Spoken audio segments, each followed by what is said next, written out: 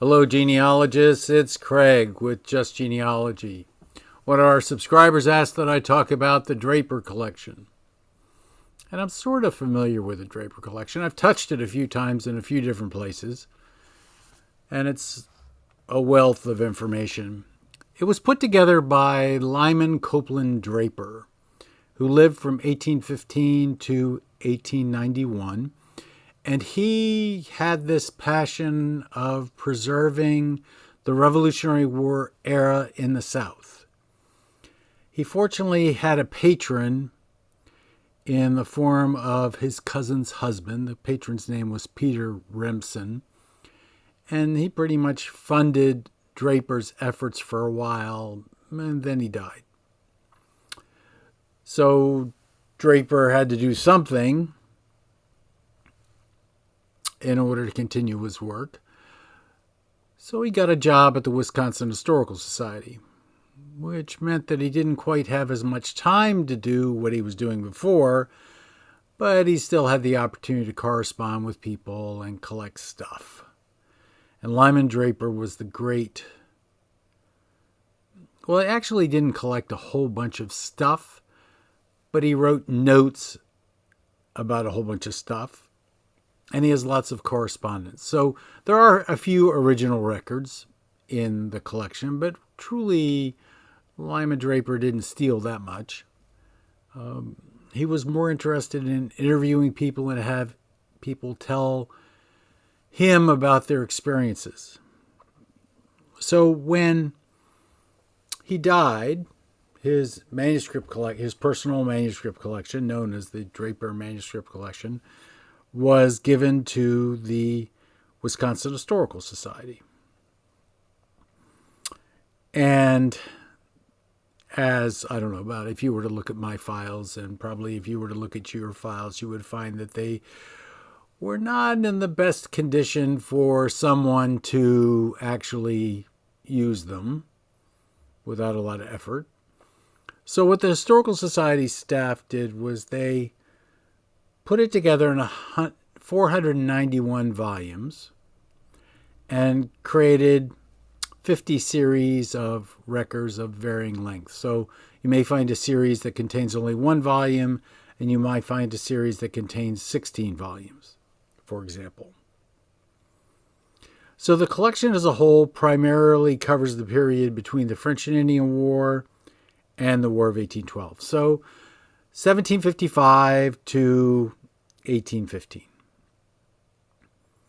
Now, just as an aside, there's another guy out there that collects stuff of this time period. His name is Peter Force, and the Peter Force collection is located in the Library of Congress. This collection is in the Wisconsin Historical Society.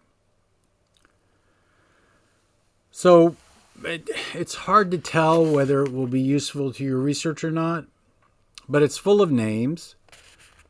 You may only find somebody in the Draper collection and not find them anywhere else. So in my mind, it works pretty well. So the hardest thing is being able to find where it is. And I have a pretty good idea about where most of the collections are, and it would take forever for me to describe that. The easiest thing probably is to go to WorldCat and look, although I haven't done that. So what I've done is I've picked out some places that I know some of you are going to visit over time. Like everybody should eventually be going to IGHR, more than once in fact, which is at the University of Georgia in Athens, and the library at the University of Georgia has the full collection of the Draper manuscripts on microfilm. Here in North Carolina, there's a partial collection, I think, at Duke and University of North Carolina. They sort of balance each other. But there seems to be a complete collection at the Charlotte Mecklenburg Public Library. So I would look there if you're in North Carolina. For those people in Texas, Dallas Public has it. Clayton Friends has it. San Antonio Public has it. And then, of course, it's in Salt Lake City at the Family History Library. And in talking about the Family History Library, it would probably be a good idea to go to familysearch.org and look at how they describe the collection, because they'll break it out into further detail than I am going to break it out today. So if you go to Family Search and type in Lyman Draper and then click on Draper, you'll eventually get to it. That's probably the easiest way to get to it.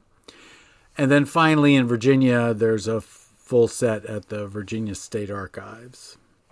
Now there is a guide, and it's by Josephine Harper, and so far as I know, it's out of print, but it was available from the University of Wisconsin Press.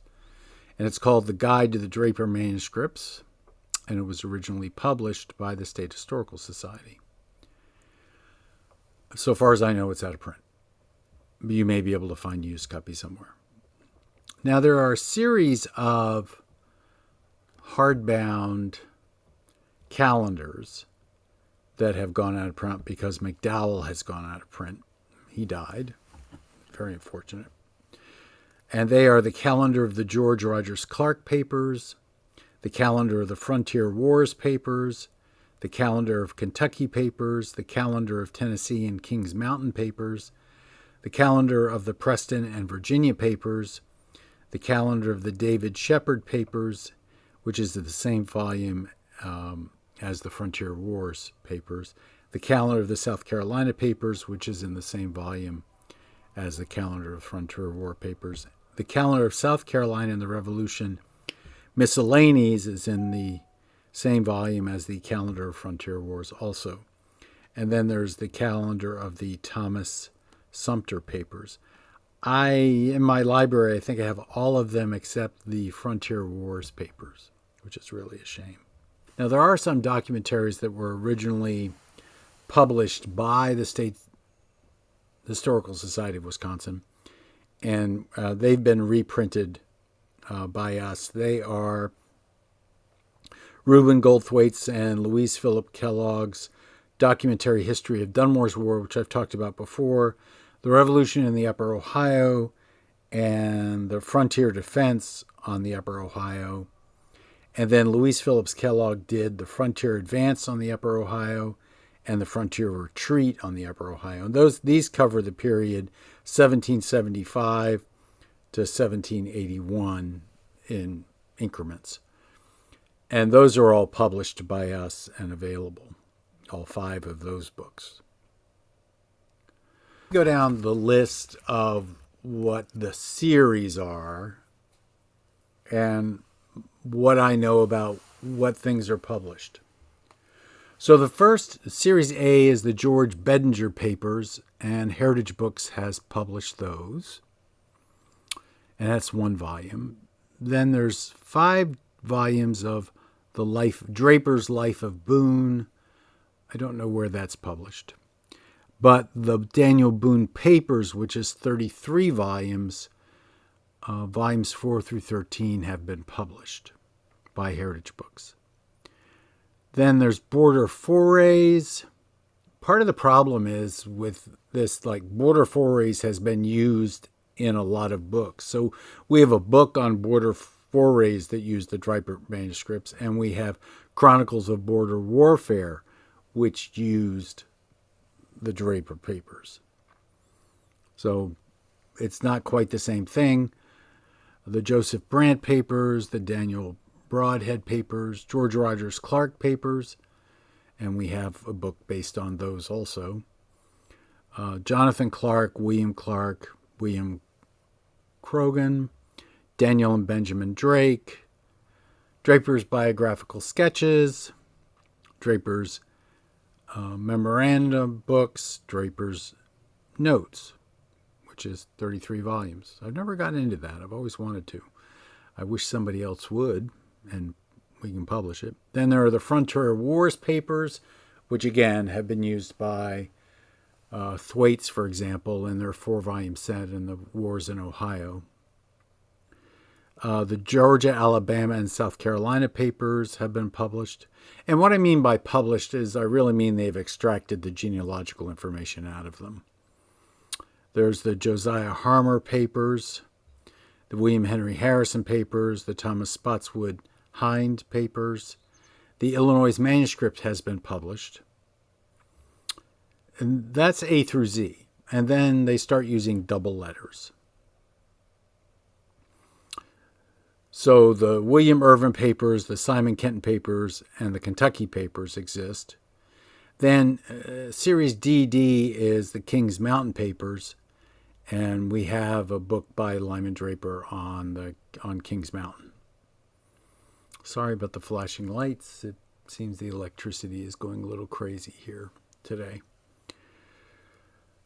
There are also the London documents at Albany, the Mecklenburg Declaration, the Mecklenburg Declaration papers, and the Mecklenburg Declaration miscellania have been published by us to some extent. Then there are newspaper extracts, 4 volumes. I don't exactly know what those cover, and I'm going to have to look at those. There are the North Carolina papers, which I actually have never touched. Then the Paris documents at Albany, the Robert Patterson papers. Then there's the Pittsburgh and Northwest Virginia papers, which Frontier Press did a book on, but I've been unable to get that for the past couple of years. Then there's a book on pension settlements. There's the Potter family papers, the William Preston papers, the Randolph Ney papers, the David Shepard papers, the South Carolina papers, which we have published. South Carolina and the Revolution miscellanea is something that I haven't looked at, but I really want to, since I have a ancestor in South Carolina troops during the war. Thomas Sumter papers, the John Cleves Symes papers, they deal with probably the Ohio, the Tennessee papers, the Tecumseh papers, and then we have 5 volumes of Series ZZ, which is the last series known as the Virginia papers. Now, there is another book out there called Pennsylvania Manuscripts, Volume 1, that's published by Clausen Press, and it deals with the British and Indian siege of 1777, I think. The year escapes me off the top of my head. But it seems to cover the period of 1747 to 1827, at least on its cover. And I don't know exactly what series that one actually came from. I find that when I use the Draper manuscript, every once in a while I find something that just makes my heart happy, and sometimes I don't. I would recommend that you use the calendars and the published works as finding aids to the actual manuscripts, and that eventually you get to the point where you have access to the microfilm, and you then, based on the information that you found in these finding aids, the calendars and the published books, then you're able to look at what is actually in the collection and then photocopy that microfilm and use it very successfully. If anybody has any questions about the Draper papers, put them below, and I'll see what I can do about answering them. If you go to heritagebooks.com, for example, to see what are in the 5 volumes of the Virginia papers, you can read the descriptions about each volume. All you have to do is type in Virginia papers, and they will eventually show up near the end of the alphabet. Nothing else really comes to mind, except remember there's a guide, which you may be able to find. Remember that there are calendars, which are very useful. And then remember that there are finding aids published for many of the series. Now, I don't know, I know what we've published. I don't know if anybody else other than Frontier Press has done any work here either. I do know that one of our authors who has done the Daniel Boone papers is working on doing more Boone papers. And I just talked to her within the past month about working on that. This is Craig. This is Just Genealogy. And another day has gone by. Another subscriber request hopefully taken care of. Y'all have a good day.